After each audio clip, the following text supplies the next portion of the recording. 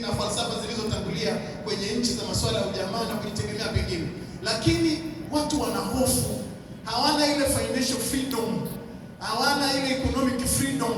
Kila mtu anajificha, yaani mtu anafanya biashara yake kwa kificho, akifika anasema tasi yangu, yaani hana uhuru na hicho kitu ambacho anakifanya. Sasa tunasema watu hawazaliwi, watu wanatengenezwa. Ni lazima tuanze kuwatengeneza watu, lakini kuwalinda. Mbili, ni kuhakikisha kulingana tunapozungumzia juu ya nurture, kulea, kufanya malezi. Ni kumsaidia huyu mtu. Tukizungumza makampuni, haya makampuni yanatengenezwa na watu. Masio, watu wenye maono, wenye ndoto na vision mbalimbali ni watu. Lakini hawa watu, tuangalie changamoto walionayo kwenye jamii. Huyu mtu ambaye anajitahidi kujikomboa kiuchumi ili aweze kulipa kodi itakayosababisha miundombinu ya barabara, hospitali, lakini pia anaajiri huyu mjasiriamali, anaajiri watu, anasaidia serikali katika swala la ajira, lakini pia analindwa kule nyumbani. Anaitwa mchawi, Freemason. Kwenye familia ameinuka tu kidogo, Mungu amemjalia, amefanya biashara, amepata mapato, nyumbani kule alipozaliwa naye Freemason, na wanamwangalia kama nani atakayefuata kutolewa kafara. Kule nyumbani ana uadui.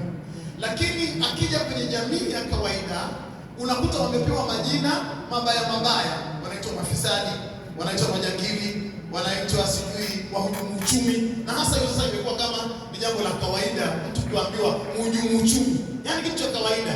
Akija afisa wa TRA anamwambia wewe mhujumu uchumi, yaani unasikia mshtaji ndio unaondoka nini?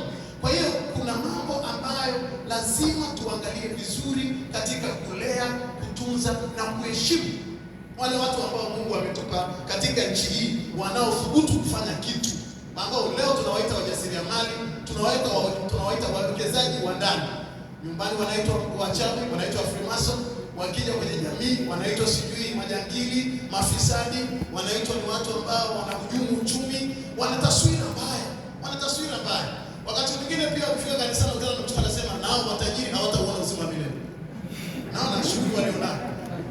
Kwa hiyo ukiangalia Mheshimiwa Rais kuunda tume inayoongozwa na Mheshimiwa Balozi Ombeni, anapojaribu kutengeneza mazingira ya watu kutoa maoni yao, ni kutengeneza kitu kinachoitwa financial freedom na economic freedom.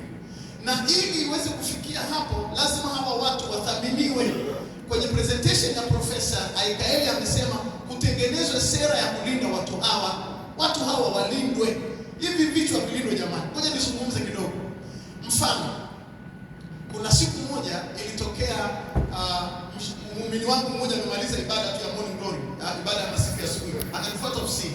Pressure iko juu. Anashughulikia masuala ya anafanya biashara ya mafuta. Anasema kuna mamlaka moja imefika kwenye kituo chake, imefunga kwa mwezi mzima na penalty si milioni 100, si zaidi ya milioni 700. Hizo ni fine. Na kuna magari yanatoka Rwanda, kutoka Burundi, kutoka Zambia, wanataka mafuta pale kwake. Na yeye mwenyewe kuna mzigo anatakiwa kuingiza kwenye ndani yake ya mafuta na amezuiliwa. Anapiga anasema, "Naomba uniombee, ninaenda hospitali na pressure." Nikamwambia kuna mambo ya kuombea na kuna mambo ya kupiga simu.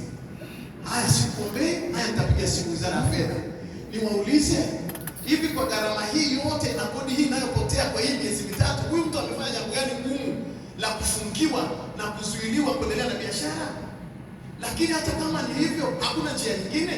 Bahati nzuri nikapiga simu wizarani, nikampata naibu katibu mkuu wizara ya ndugu yetu Elijah Mandumbia, nikamuomba, nikamwambia kuna mambo ya kuombea na kuna mambo ya kupiga simu. Nikamwambia hebu nisaidie. Akaniambia tatizo gani mchungaji? Nikamweleza. Nikamuongelesha na kufanya biashara. Huyu bwana alishughulikia ile tatizo kwa dakika tatu. Ikaisha. Sasa huyo ni mmoja amekutana na mchungaji Kimaro, nimetoka kwenye ibada ya asubuhi. Hao wengine ambao hawana mahali pa kwenda pengine. Lakini unaonaje juu ya wafanyabiashara ambao wanatumia fedha zao kwa riba? Ameingiza mzigo bandarini. Negotiation ndogo tu, ile falsafa ya kufikiri juu ya thamani ya huyu mtu. Alafu anaambiwa mzigo wako tuna usisi. Ameleta mapambo ya Christmas kwa mfano. Ameleta vitu ambavyo vina expire. Msimu wa biashara unapita, msimu wa mizigo mingine ina expire. Ni kwa sababu ya mtu mmoja tu ambaye labda ana mamlaka na amepewa nafasi na anaona kwamba ni lazima niweze kuzuia hilo jambo. Lakini sera ile ambayo tunapendekeza leo kwamba hawa watu lazima waheshimiwe, hilo ni jambo ambalo lipo katika uwezo wa Wizara ya Fedha na TRA.